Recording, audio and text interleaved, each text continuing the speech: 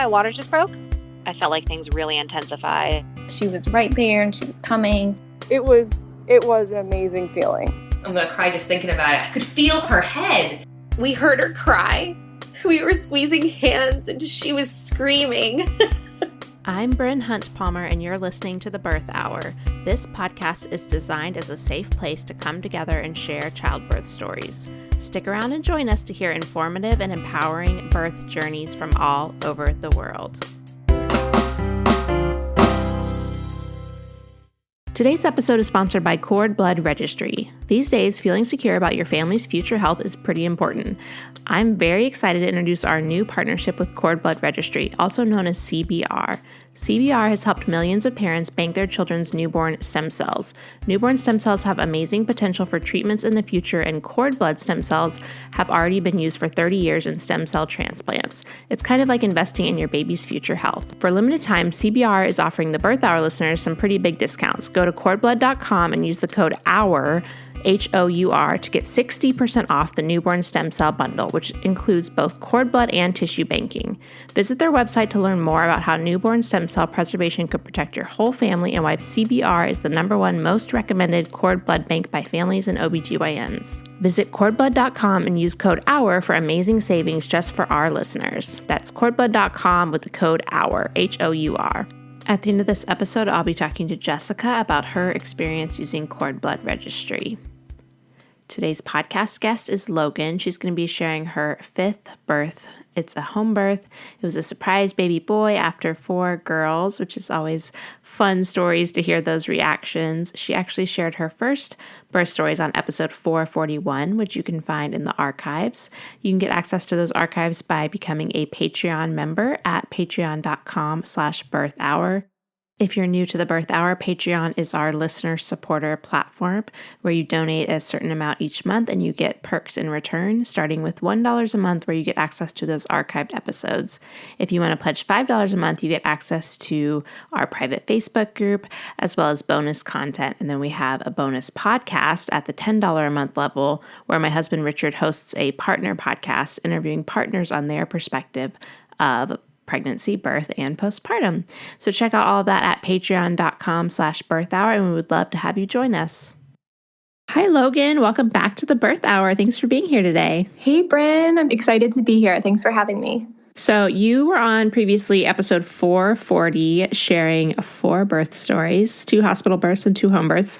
And I'm excited to have you back to share your most recent birth story. But will you just remind people a little bit about you and your family? Sure. My name is Logan. I'm married to my husband, Brian. We live in Pennsylvania. We had 4 girls, and now we have another boy that we recently added to our family. And yeah, I was so excited to come back on and share a little bit about this birth because I feel like it was definitely different than my other births. Okay. All right. So let's start with just finding out you were pregnant and how your pregnancy went this time around. Sure. I found out I was pregnant in, February of last year. So if you think about what all went on last year, it was interesting timing. It was mid-February and kind of before everything happened with the pandemic. And not that it really changed much, but it was just kind of like a wild pregnancy to have all of that happening. Yeah. I mean, even if it didn't change your birth story, it changed like everything about our lives. So pretty big time to be pregnant. Yeah. Yeah. And it was right around the time that we found a new house for our family, and then school ended up being closed down. And it was just kind of like a wild 9 months because I feel like it went by really quickly, actually, with everything going on. And all of a sudden we were homeschooling and we were moving into a new house. And then over the summer, my husband, Brian, got Lyme disease. And it was like, all of these things were just going on. And before I knew it, it was like September and I was due in October. And I was like, okay, like here we go. And I would say my pregnancy felt easier than my other pregnancies. And looking back, we didn't know we were having a boy. But looking back, if somebody asked me like if anything was different with my pregnancy versus the other ones, I would say it felt easier. I just didn't feel as uncomfortable. I had really bad varicosity, like in my legs with my other pregnancies. I even had a superficial blood clot after my second pregnancy with Willow. And I just didn't really have as many issues like that this time around. And my midwife always told me, like, oh, maybe it's a boy, because like I was just feeling like it was a little easier. And she was just reminding me, like there are different hormones in your body when you're having a boy. Like it's just a little different. So looking back, I do think there were a few things that were different that kind of made me realize like this might be different. That's funny. And you guys didn't want to find out the sex, right? I would have been fine doing that, but Brian couldn't come to any of the appointments or anything with me. Oh, yeah, it was COVID. And Brian loves a surprise, and he always has wanted that. And you know what? Honestly, we're so busy throughout the whole pregnancy that it was kind of easy to do that because we had so much going on. Yeah, you weren't like thinking about it every day. Yeah. As far as your birth plans, were you just planning to have another home birth, or what did that look like for you? We definitely knew we wanted to have another home birth. From my last podcast, I talked about how quick my births were. And my second and third were both 90 minutes. And then our fourth Primrose was 40 minutes. And our midwife didn't even make it in time. And so the home birth, we've always loved home birth. But like that, the timing of like how quick my births are, it's almost like it would be the best option, even if I didn't love home birth for some reason, because Willow was almost born in the car.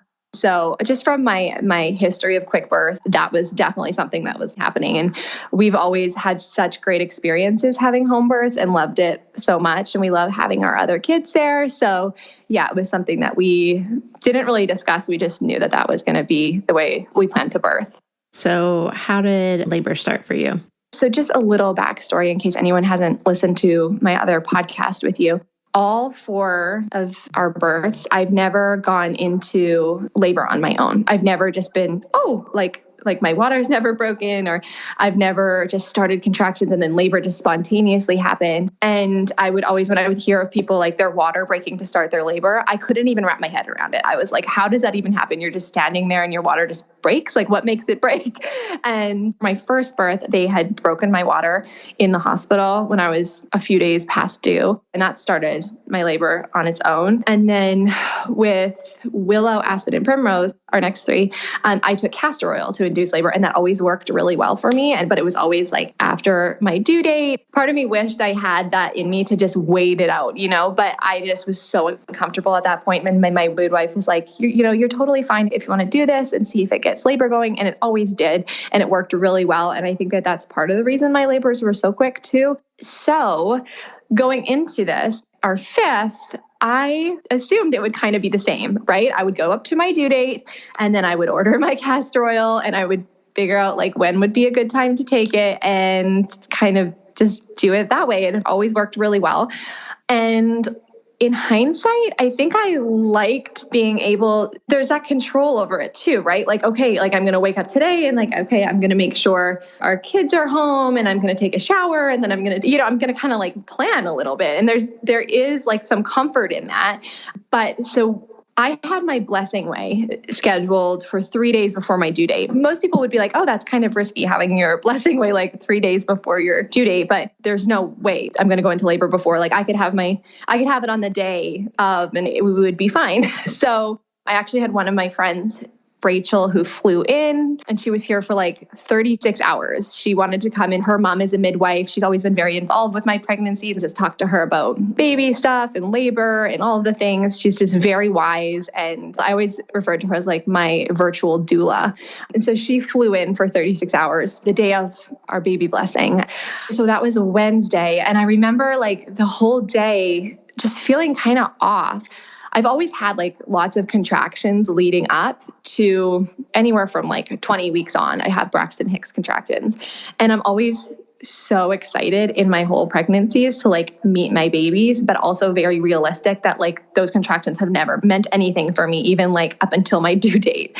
So always like very hopeful, but realistic with them. And so during that day, I didn't really think much of it, but I do remember right before my blessing way, I was kind of getting ready. And I said to my husband, Brian, I said, like, I don't really like know if I feel up for this, which is so not like me because I love baby blessings and blessing ways. And I like had been looking forward to it for weeks. All my friends were going to be there, and we had like a henna lady coming. She was going to do this beautiful henna on all of us. And it just is always like such a really fun, meaningful, special night. And for me to say like, I don't feel up for this was kind of like, in hindsight, like a warning sign for me, like what's going on with my body that's making me feel like I don't know if I'm up for it, right?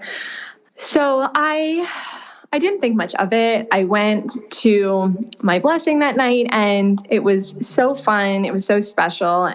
But when my henna lady, Anita, was doing the henna on my belly was contracting, which, I mean, I'm so used to that. Just have been being pregnant so many times in the last 5 years, and Braxton Hicks contractions, they don't faze me very much. But everyone watching my belly during when it was getting hennaed, like their eyes were growing bigger and bigger because they were like, are you okay? Like, because I have this big belly and they can just see it tightening every few minutes, like tightening up. And I'm like, yeah, I'm fine. It's nothing. So the night ended and we went home. And I remember just walking in the door and almost like collapsing because I was just so exhausted. And they were amazing. My friends sent me with all this food, all the extra food from the blessing way, and I had it in my arms. And I walked in and I was like, here, and I just handed Brian, my husband, all of the food and all of like the beautiful things that like had been created from the blessing way. And I was like, I think I need to sit down. I just need to sit and rest for a second. And I remember some of the stuff was still left in the car. I brought some of it in, and my parents were actually staying with us. My mom always flies in a week or so or a few days before my due date to help us and to just be here for the birth. They live up in Canada, and it's always just a special time. Like she's able to come down and kind of be here. This is the first time that my dad actually came down with her too. So they were staying here. My dad always usually flies in after the babies are born and kind of visit, but this was the first time they had come together. And I remember them, helping me get stuff in from the blessing way. And I remember just falling asleep. I was like, I just need to go to sleep. And I went to sleep that night, and the kids were already asleep when I got home. So I didn't see them before I went to bed. The next morning, which turns out to be the morning Maverick was born, I was 2 or 3 days before I was 40 weeks. I woke up and my eyes like popped open, and I had the most intense heartburn of my life. And I don't really have heartburn that much, even during my pregnancies. Like it was just like, it just hit me, like my eyes flew open. I was like, I'm like, oh my gosh, I almost thought like, what is that? And I was like, I think that's heartburn. And I remembered this trick that like one of my friends had done when she was pregnant years ago. She took like a shot of apple cider vinegar, and it like cured her heartburn right away. And so she had done that, and I was like, I don't know if that's going to work, but it's worth a shot. So I remember like touching Brian on the arm, and I was like, can you go get me some apple cider vinegar? And he was like, okay. So he goes, and I remember sitting up and taking this, and it did help. It did help a lot. But then I tried to go back to sleep, and I think I maybe fell asleep a little, and then getting woken up by like a contraction, and I was basically up for the day at that point. But still at this point, like thinking nothing of this, just thinking like, okay, I just went out with my friends and I'm just tired. I'm very pregnant, just took a lot out of me, I guess. Last year, over the year, I wasn't going out and doing a lot. So I just assumed like I was just tired from that. And so that morning we were kind of like all getting up, and Brian usually leaves for work very early in the morning, like anywhere from like 4:15 to 6:30. But this was one morning, and like looking back, I'm so grateful. This was one morning that he was home a little bit later. So through the morning, like we got up, and our other 4 children woke up, and we kind of like started having breakfast, but I was having contractions, and they were spaced out, which is not like me. Well, from my previous birth stories, like you can tell, like when I'm in labor, I have a contraction and then it's go time. It's like call the midwife, get the bath ready. It's like go, go, go, go, go, go, go. So yeah. In my head, that's like what I was preparing for. Right. And so I guess like anything I would say to anyone who's pregnant is just like, be open to anything. And I kind of was like telling Brian too, like, I need to know that this might be different, because I had it in my head. It was going to be a certain way. I'd already ordered my castor oil. It was sitting on my kitchen counter. So I started having contractions. I would have a contraction. And then like 15 minutes later, I would have like a pretty strong contraction. And then like 12 minutes later. And this happened like all morning. And it was like strong contractions, but I would have to like lean over on the counter and kind of breathe through them. Still didn't, if you asked me if I was in labor, I was like, no. I didn't believe it was labor. It got to the point where I woke up at 5. It got to the point where 7:30, Brian was like, should I go to work or not? Like, I need to figure this out. So he was kind of stressed in that moment too, because he works in the operating room. And he's like, I need to make sure that like this is taken care of before I leave, or if I'm going to stay here. Like, he's like, I need to figure this out. And I remember just feeling stressed about that too in the moment, because I knew he would only get like 4 or 5 days off from work. And I didn't want to like waste one of those if I wasn't really going into labor. And I didn't really believe I was. So I would have a contraction, and I could see he would look at me, and he's seen me in labor before, and he would look at me and he was like, okay, this seems like I should probably stay home. And I was like, I don't think you should stay home. This is probably nothing. I'm probably just tired from being out last night and like being on my feet. And then I would have another contraction. I remember he would keep asking like, well, do you think this is it? Do you think this is it? And he would keep, and I think he asked me that probably like 20 times in the course of like 40 minutes from like 7 till like 7:45. And I remember saying like at one point, because I was feeling kind of anxious about him leaving, but I wanted him to stay, but I didn't want him to waste a day off from work if he didn't have to. I didn't want that to take away from one of the days that I would have been postpartum, and like it would have been really helpful to have him here. So I remember at one point he was like, do you think this is it? Like, I need to know because I need to leave now. And I remember I kind of snapped on him, and I looked at him and I was like, Brian, I would rather birth alone than hear you ask me one more time if you think that I'm in labor. You know, and to me looking back, like I was obviously in labor, because I was just like, stop asking me that. Yeah. You know, because any woman that is in labor, don't ask her annoying questions. Like, don't ask her the same question twice. And I was like, just go. And so he was like, okay, so you don't think this is it? I'm like, no, just go. Because at that point, I sent him to work. I was like, no, you go ahead. I think it was a little after 8:00. He left and he started driving to work. And so my mom and dad were here and our 4 kiddos. And then we have this like little play group, and we were trying to figure out if it was going to be at our house or somebody else's house. And just something in my gut was like, let's just do it here in case I go into labor later, and at least the kids can be here. And then at 8:10, I think I sent a text to my girlfriends and I was like, you guys, I really don't think I feel up for this. I think I'm just going to keep the kids home. And then at like 8:12, I had an appointment for one of our kids, Willow, just at the house with like a speech therapist. And I texted her and I'm like, I'm really sorry to cancel. I do not feel up for this. And I think at that point, I just kind of took control of the situation. And I'm usually like such a people pleaser. And I'm just like, I'm fine. You know, even at like the blessing way the night before, like, I'm fine. I'll go. I'm fine. And at that moment, when I started like canceling things, that was kind of a sign for me. Like, I should have just like listened to that intuition a little bit more. Around 8:30, I remember I was sitting on the couch and my daughter, Briar, I was having a contraction and I was like breathing through it. And like, it was really intense. And even a tear rolled down my cheek. And my daughter, Briar, looked over at me and she was like, I think we should call Daddy. And she's 8 years old. And so she knew. Oh, yeah. She knew. And she's been at 2 of my other births. She's so wise for her age. Like, she was like, I think we should call Daddy. Like, Mommy, you're having a baby. And okay, so I had this contraction and this tear rolled down my cheek. At that moment, I was like, okay, I think I need to like take this more seriously. So I stood up and I went to get my phone and I started walking up the stairs. And as I was going up the stairs, I started having another contraction. And I texted my husband. I mean, in my mind, he had like just left. Like, I thought like he had left like 10 minutes ago. And I texted him and I was like, I think you need to come home. Like, I don't know how else to explain this. Like, I don't know why else this would be happening. Like, I hadn't done anything to start contractions. And for me, I knew a lot of things would trigger contractions. Even going for like a long walk, I would come back and start having a bunch of contractions that would fizzle out and turn into nothing. But that morning, I mean, I had just woken up. There was no other real explanation for me to be having these contractions. And also because I was before my due date, I kept convincing myself, like, you're probably not in labor. Then he called me And it was like, hey, are you serious? And I'm like, all within like 5 minutes, I started having another contraction. It was like the third one, like in 5 minutes.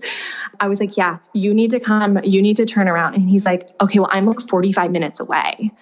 And in my mind, that's when I started like panicking a little because my last labor was 40 minutes long. And in my head, I finally acknowledged I was in labor and my husband's 45 minutes away driving the other way on the turnpike. And thank goodness my mom and my dad were here. In that moment, I was like, what did I do? He was like, should I stay? And I was like, no, you go to work. And here I am. I'm like, why did you go to work? He's like, because you told me to.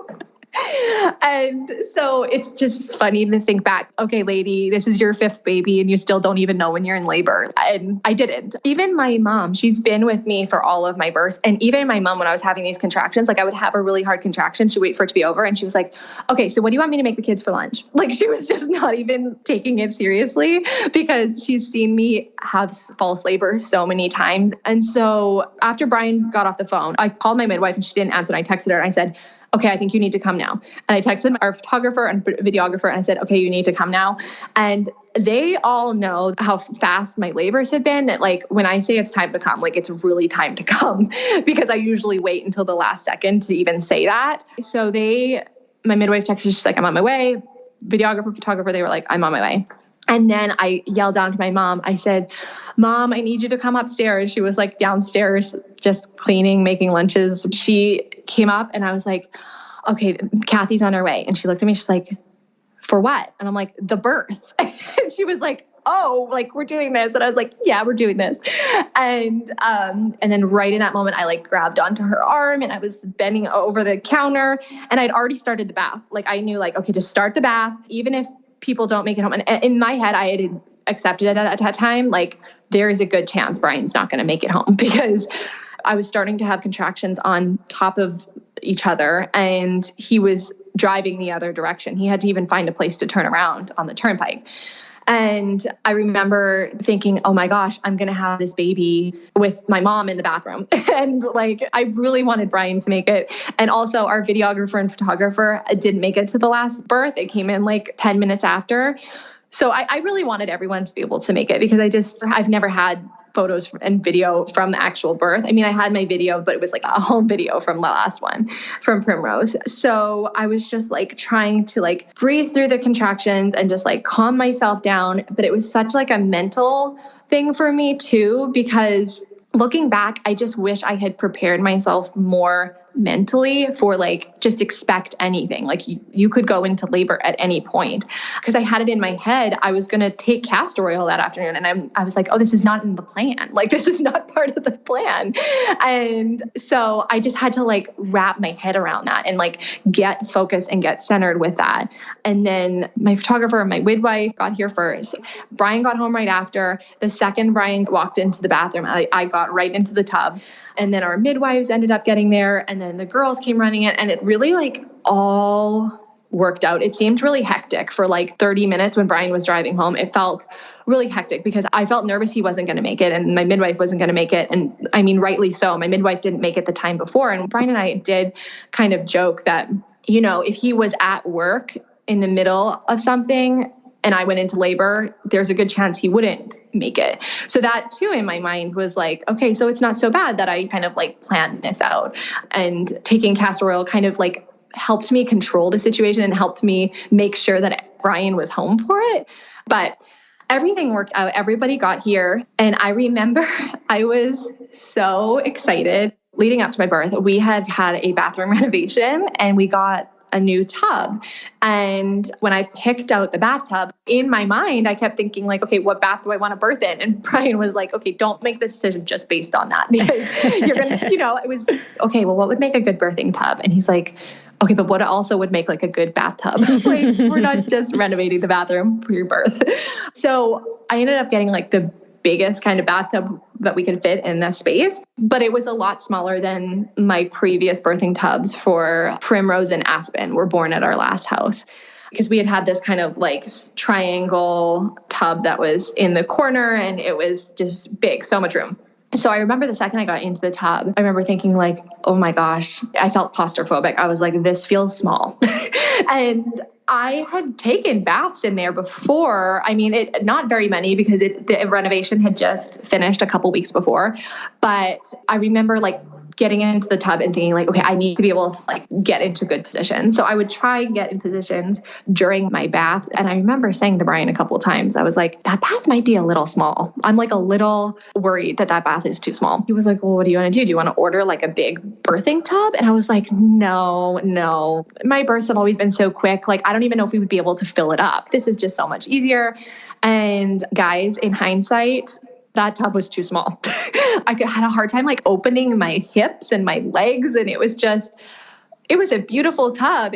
Like the pictures were beautiful, but oh my gosh, in hindsight, like I would have got a birthing tub, and comfort wins. Whatever you're going to be most comfortable in, whatever is going to, in that moment, all you care about is like being comfortable, having enough space. All of those things, those take priority. So yeah. Even when my midwives came in, and she didn't say it in the moment, but she told me after, she's like, yeah, when I walked in, I was like, ooh, that's a very small birthing tub. And so of course she didn't say it in the moment. She just was like, oh, okay, you're doing great. But I remember I got in there and I was like breathing through contractions. And when my midwife came in, I said, this feels really intense. Obviously, I'm pretty sure I'm in labor, but it was the first time I had ever gone into labor on my own. Not to mention I was 3 days before my due date, which was like still, I couldn't even like wrap my head around because I had gone like 6 days past my due date and still had to take castor oil to get things going. And so I couldn't even wrap my head around this. My midwife came in, I said like, can you just check me just to make sure, even though like I obviously was in labor. And she was like, okay, so you're 7 centimeters. And I was like, okay. But in my head, I had already been, I guess I'd kind of been in labor since like 5:30 because I was having contractions since then. And here we are, it's like 9:20 probably. I had no idea the time at that point. But so this is funny to me to think about because it's my 5th baby. But I remember saying to her like, okay, so I'm just supposed to like hang out in here until I'm 10 centimeters because every time she got to my birth, I was like 10 centimeters and it was time to push. And she was like, yeah, like just, breathe through the contractions and like just hang out. I'm like, okay. So I was breathing through the contractions and I still felt like I wasn't like totally comfortable in this birthing tub, but I was like committed, right? I'm like, this is it. We're doing this. And then I remember I started feeling like the urge to push. I was laying back in the tub and I was like, I just can't do this. So I ended up getting up and turning like sideways in the bathtub and like opening my legs up that way. And I felt like I could finally like push and I could finally bear down. And like, it was so much better. And within 4 or 5 pushes, his head came out and then I gave one more push. And then my midwife was like behind me. And then his body came out. I took my leg over and then I just scooped him right up.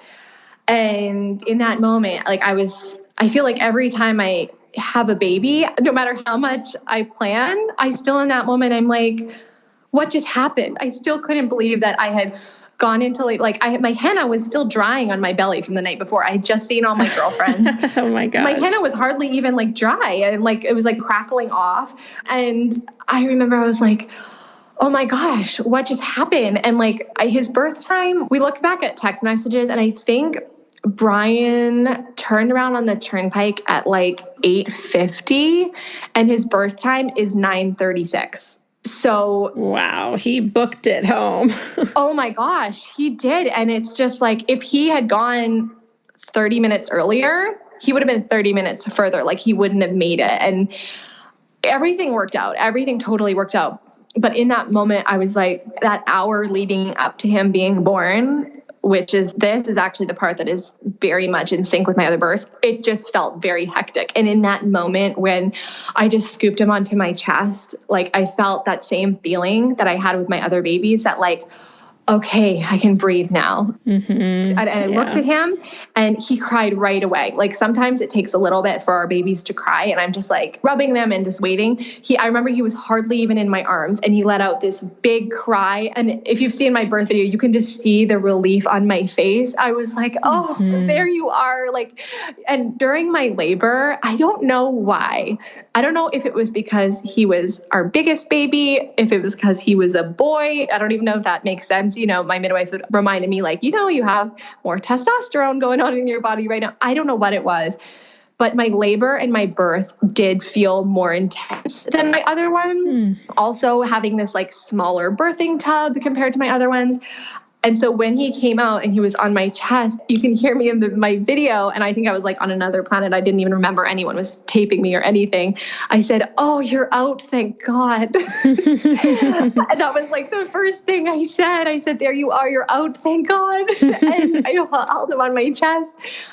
And we looked at him and he was like crying and breathing and he looked great. And we didn't even look to see if he was a boy or a girl.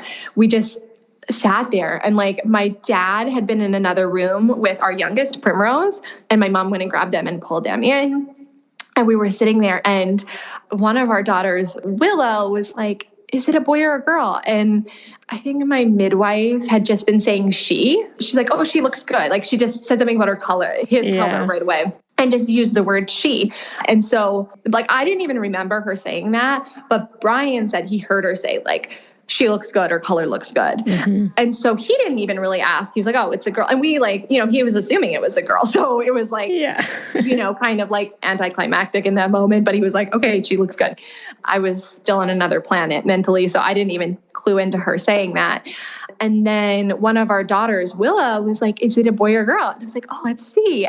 And I remember looking and I looked at Brian and I said, it's a boy. In that moment, he was like, what? And like, I saw his eyes just fill up with tears instantly. And he stood up and put like his hands on his head and kind of like in disbelief. And I was like, yeah, it really, and he like looked again, and we looked again, my midwife looked, and I mean, we would have been so excited either way. We would have been thrilled either way. It was just it was super exciting in that moment. Yeah. And shocking, I'm sure, after 4 girls. Yeah, it really was. And it was just the first birth my dad was at, even though he wasn't right in there until like right after. I mean, he was one room over and he could hear everything that was going on. And I remember even when I was in labor, he kind of like walked in, and my dad and I are really close, and my dad is super emotional. So my mom had said like, you know, dad can't be in the room when you're giving birth. Like he would not be able to handle hearing me in pain or anything like that. Yeah. Like even when I used to have like ice skating competitions, he would have to sit far away from everyone because he would cry when I would skate. And like, he just is like very, very kind and emotional. And so when he came in and he was in there, you know, for that part after, it was like really, really special. And to like look back on the photos and the videos of everybody's face, and like, it was just like a very emotional, it was just so nice to have everybody there and have him there. He'd never been at a birth before. And it was just like a really exciting thing. Oh, yeah, you're making me tear up thinking about that too. I just love like siblings meeting the new baby so much. And then to have, you know, one of your daughters ask to get you to look. Because with my third, that was our only surprise baby. And like, that was the last thing on my mind when he was born until somebody said, you know, it's a boy or a girl. So. Oh, yeah. It's so funny in that moment when people ask, I'm like, I don't know. Yeah, you do not care at all. You know, it's like you think it's going to be the first thing, but it's like hormones rushing through your body. You're holding your baby and like, that's all that matters. It doesn't even matter in that moment. Yeah, Willow, she's like, well, mommy, is it a boy or a girl? Like, just like the sweetest thing. I was like, oh yeah, like they're really excited about this part. Right. It was so special because they were all just like leaning over the bathtub and they all leaned their hands in and were like touching him and touching his head. And so sweet. It was like really such a special moment. And it could have been that Brian and 2 of our kids weren't even there, but everything just kind of happened and it had the way it was supposed to happen, even though it felt like super hectic for part of it. You know, when I was holding onto my mom's arm and having contractions and my husband was 45 minutes away and I was like, okay, Mom, I think we're having a baby in the bathroom together. And I think she thought that too, because she was at our last birth when the midwife didn't cut there in time, and it was 40 minutes from start to finish with Primrose, my mom was there holding my arm during all of that. So in her head, can you imagine? She was like, oh, here we go again. Yeah. She was like, here we go. We're going to have another baby at home with like no midwife. So yeah, everybody made it. It was like just the way it was supposed to be. And at the same time, like my advice to anybody would be like, just expect the unexpected. Every baby is different. Your body's different every time. And like right after he was born, you know, we walked right over into the bed and the midwife was checking me and the baby and everything. And I just like sent a quick picture to my girlfriends who had hosted the blessing way the night before. And my friend Rachel, who had flown in for like 36 hours. And they were like, wait, what? They had just seen me the night before. We had just kind of done this blessing way. And here it was at like 10 o'clock the next morning. He was already born. It was just like the funniest thing. Yeah, I can imagine that group chat being so much excitement and surprise. So how was postpartum for you this time?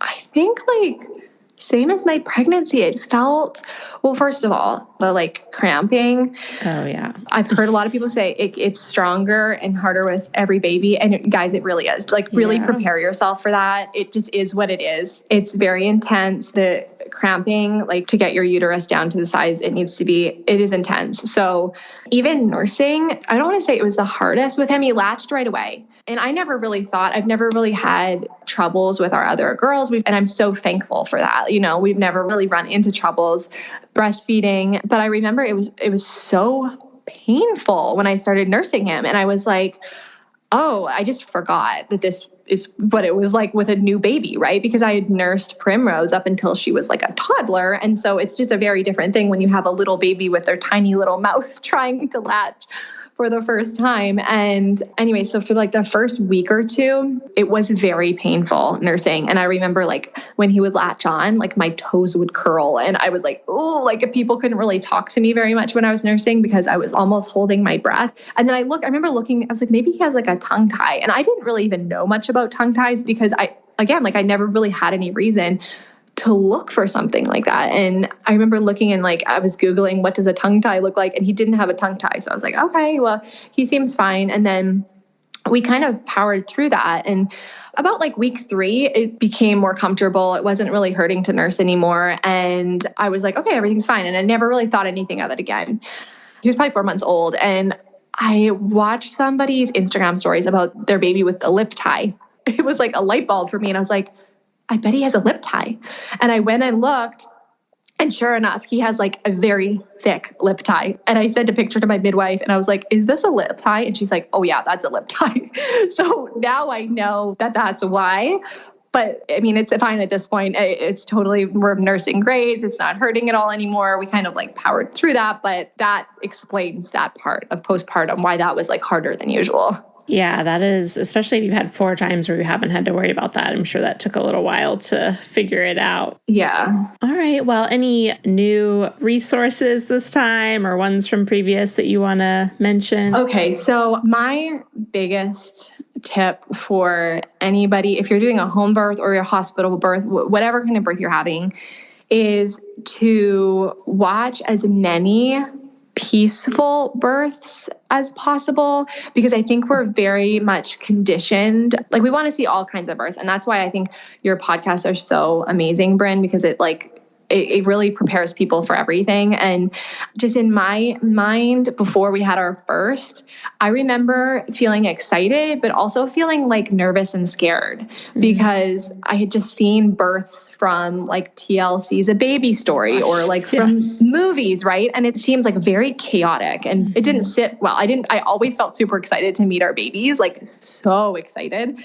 But I remember feeling nervous. Mm-hmm. And even before our first home birth, I remember feeling a little nervous. And like the more that I would watch birth videos, peaceful birth videos, whether they were home birth or hospital birth, the more I felt confident and felt like, oh yeah, I can do this. Like, look at how many people are doing this. And seeing that like emotion when moms get to meet their babies, Oh my gosh. I cry every time. Yeah, like weeks leading up to my birth, Brian would get home from work and he would see from my eyes, he's like, "Did you watch another birth video?" And I'm like, "Yeah." And like my eyes are just like, I just would cry every day watching birth videos to the point where like I felt really confident and excited going into my births because like I kept just picturing that moment when I would meet my baby. Mm-hmm. I mean, I know that that's kind of like, does that count as a resource? Like totally, watching birth yes. videos. That helped me a lot. Yeah, and I love the ones that don't just have music dubbed over them, like actually getting to hear the sounds of birth and how it's not always like the most peaceful sounding thing, but like the way people vocalize through contractions and stuff like that to me was so helpful. Even though the ones, birth photographers make with music are really beautiful too. But it's nice to have a mix, I think. Yeah, I agree. Definitely like watch all different kinds of births. I remember watching births where people were like birthing in a kiddie pool on their patio. Like I remember I watched like all the things. I'm like, I want to see all the ways and all the different experiences. And I feel like, definitely like switch it up. Yeah. All right. And where is the best place for people to connect with you online? Sure. So I am at Logan Randazzo on Instagram. You can check me out there. I share a lot about our family and our life, and I have both of our last birth videos on there as well. Yeah, we'll share that on the Birth Hour Instagram too on the day this episode goes live so people can see it. Okay. All right. Thank you so much, Logan, for coming on today. Okay. Thanks for having me, Bryn. Now I'm going to chat with Jessica about Cord Blood Registry, today's sponsor. And don't forget, you can use the coupon code HOUR, HOUR, to get 60% off cord blood and tissue banking at cordblood.com. Hi, Jessica. Welcome to the Birth Hour. Thank you so much for coming on the podcast today. Oh, thank you. And thank you so much for having me today. I'm really excited to talk about your experience with Cord Blood Registry. Can we just start by hearing a little bit about you and your family? Sure. So my name is Jessica, as you said. I live in northern New Jersey, about 10 minutes outside of New York City. I met my husband when we were 16. We actually went to high school together. We were high school sweethearts, which is like a weird thing to say in this day and age. But we got married in our early 20s, and we have 3 kids now. So my daughter is Avery. She's 8. My middle guy is Evan. He's 5. And my youngest is Lucas, and he's 2. All right, so let's hear about how you learned about Cord Blood Registry and what made you decide to preserve all 3 of your kids' newborn stem cells. Yeah, so I found out I was pregnant in October 2011, which was a very exciting moment. And I say moment because it was a brief moment, because shortly thereafter, we then found out my husband had acute promyeloid leukemia. So he went through kind of his cancer and chemo treatment simultaneously while I was going through my pregnancy. At one of my ultrasound visits, one of the techs provided me information about CBR's newborn possibility programs. I probably wouldn't have looked into cord blood banking if she didn't remember my story, know that my husband was going through chemo treatments at that time.